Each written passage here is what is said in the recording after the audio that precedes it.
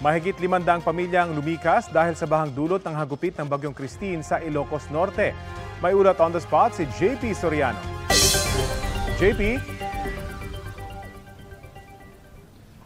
Rafi, narito po tayo ngayon sa Coastal Barangay ng Kauwakan sa Lawag, Ilocos Norte kung saan nakikita po natin ang isang bahagi ng West Philippine Sea at ang direksyong tinatahak ngayon ng Bagyong Christine at malakas po ang alon, meron pong gale warning, bawal po ang magpumalaot at bawal din po ang mga isda at hindi man direktang tumama po rito mga kapuso ang Bagyong Christine sa probinsya ng Ilocos Norte ay naging maagap naman ang kanilang pagpapalikas sa mga residenteng nakatira sa mga barangay na madalas bahain at sa latest update mula sa Provincial Office ng Ilocos Norte abot sa 534 na pamilya o katumbas ng 1,607 na individual ang naapektuhan o di kaya in-evacuate dahil sa Bagyong Christine. May pagbaha at maliliit na landsliding na iulat sa ilang bahagi ng Pagudpud pero agad din naman itong humupa at na-clear ang daanan.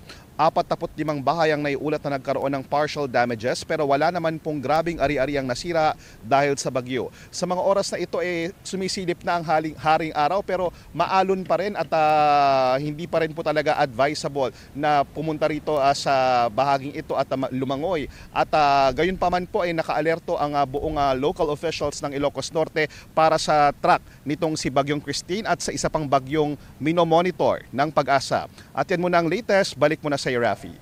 Maraming salamat, JP Soriano.